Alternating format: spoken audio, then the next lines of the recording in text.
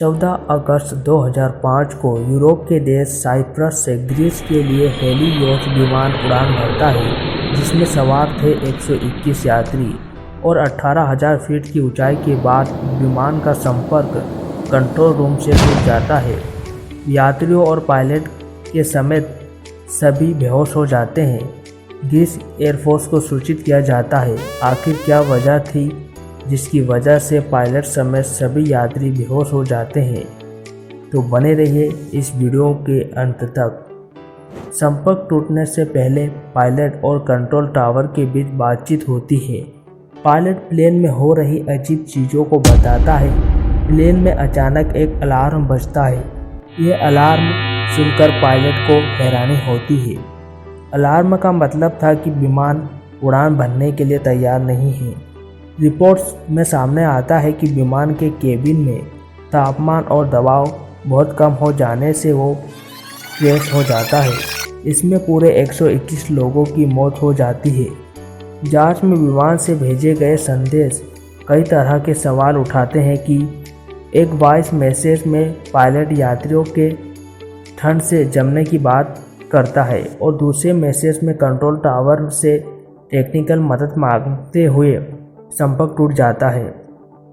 जब ग्रीस को पायलट समेत सभी यात्रियों की बेहोश होने की खबर मिलती है तो वहां से एयरफोर्स के 2 लड़ाकू विमान भेजे जाते हैं। इस समय तक यात्रियों का विमान ऑटो पायलट मोड में ऊपर करीब 34,000 फीट तक पहुंच जाता है। फाइटर विमान कुछ ही समय में फ्लाइट के करीब पहुंच जाते हैं और आर्मी के पायलट्स रिपोर्ट करते हैं कि हेलियोस प्लेन के कॉकपिट में एक पायलट बेहोश है, जिससे प्लेन के ऑटो पायलट मोड में जाने की बात का पता चलता है और पूरे यात्री बेहोश नजर आते हैं और ऑक्सीजन मास्क लटके हुए होते हैं। इससे पता चलता है कि प्लेन में दबाव कम था। एयर ट्रैफिक कंट्रोल लगातार हेलियोस से संपर्क करता है पर कोई जवाब नहीं आता और प्लेन के बाएं इंजन में ईंधन खत्म होने से वो बंद हो जाता है। प्लेन नीचे की ओर जाने लगता है। करीब 10 मिनट बाद दूसरा इंजन भी बंद हो जाता है। एयरफोर्स संभावित दुर्घटना क्षेत्र के बारे में ग्राउंड पर सूचना दे देती है। दोपहर 12:04 पर विमान एथेंस से 40 किलोमीटर दूर एक पहाड़ी इलाके में दुर्घटनाग्रस्त हो जाता है, जिसमें क्रू समेत सभी 121 लोगों की मौत हो जाती है।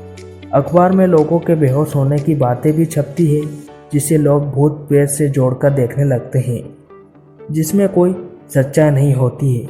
इसकी वजह सालों बाद सामने आई कि लोग बेहोश क्यों हुए। बताया गया कि एक छोटी सी चूक ने 121 लोगों की जान ले ली। होता ऐसा है कि यह चूक विमान के एयर कंडीशनर और प्रेशर कंट्रोल सिस्टम की थी। एक दिन पहले इसमें खराबी सामने आई थी, जिसके बाद रूटीन चेकअप में इसे सुधारा गया था, लेकिन चेकअप के बाद प्रेशर सिस्टम को मैनुअल मोड से ऑटो मोड में नहीं लाया गया था।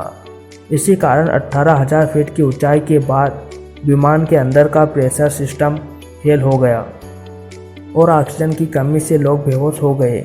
यही पायलट के साथ हुआ। काफ़ी देर तक पायलट के रिस्पांस नहीं देने से विमान ऑटो पायलट मोड पर चला गया और ईंधन खत्म होने से दुर्घटनाग्रस्त हो गया। तो ऐसा था उस प्लेन का रोमांचक सफ़र। तो आज की वीडियो में इतना ही। धन्यवाद।